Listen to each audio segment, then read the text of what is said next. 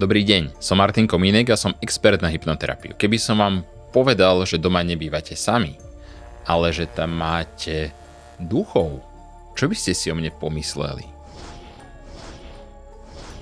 Zabudnite na strašidelné príbehy a exorcistov.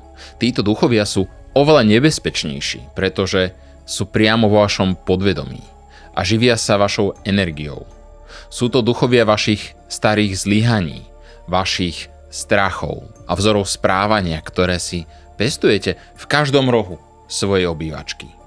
Vaše podvedomie funguje ako obrovský archív. Neuchováva len obrazy, ale hlavne emócie. A tieto emócie sú pevne spojené s priestorom, v ktorom žijete. Máte v obývačke staré kreslo, v ktorom už roky sedíte večer čo večer a riešite, aký je život nespravodlivý. To nie je kus nábytku, je to trigger, aktivátor spomienok a s nimi spojených emócií. Hneď ako si do ňoho sadnete, vaše podvedomie aktivuje tento trigger a váš mozog vytvorí tú istú úzkosť, ktorú ste tam cítili včera, pred rokom a pred 10 rokmi. Mnohí z vás žijú v múzeách vlastných traum. Máte v spálni skriňu po ex-partnerovi, ktorý vás ponižoval, alebo v kuchyni stôl, pri ktorom ste ako dieťa počúvali, že ste neschopní. Prečo to tam stále máte? Môžete chodiť na terapiu, môžete sa snažiť niečo v živote zmeniť. Ale ak sa každý večer vrátite do toho istého prostredia, ktoré je nasiaknuté vašou starou verziou, tak máte smolu. Vaše prostredie spojené s vašim podvedomím vás vždy porazí. Vždy. Pretože tieto veci nie sú len predmety. Sú to emocionálne pasce. Každý pohľad na ne vo vás spúšťa starý program, starý trigger, ktorý vás drží presne tam, kde ste boli pred 10 rokmi. V hypnoterapii spracúvame staré traumy a tak čistíme vaše podvedomie, aby už ten starý gauč, pesnička, stôl, posteľ, gitara nepripomínali minulosť. V momente, keď tie traumy spracujeme, z gitary už je len gitara.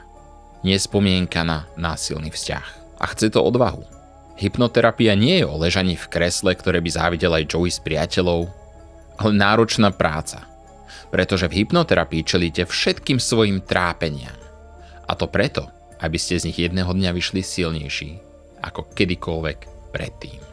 Za tie roky mi rukami prešli stovky klientov a viem jednu vec. Ak sa chcete pohnúť z miesta, musíte prestať bývať vo svojej minulosti. Ste pripravení sa zbaviť všetkých harabúrd, z ktorých sa po rokoch stali duchové minulosti? Alebo sa budete ďalej trápiť? Zodpovednosť za to, v čom sa každý deň prebúdzate, je na vás. Napíšte mi do komentára, aká vec vám doma pripomína nejakú traumu. A potom ju vyhoďte. Ale nie doslova. Z hlavy. Ja vám s tým pomôžem. Ak sa vám toto video páčilo, dajte mu like. A ak vás zaujíma téma hypnózy a hypnoterapie, prihláste sa na odber videí na YouTube alebo si otvorte hypnotéku na stránke www.hypnotherapy.sk.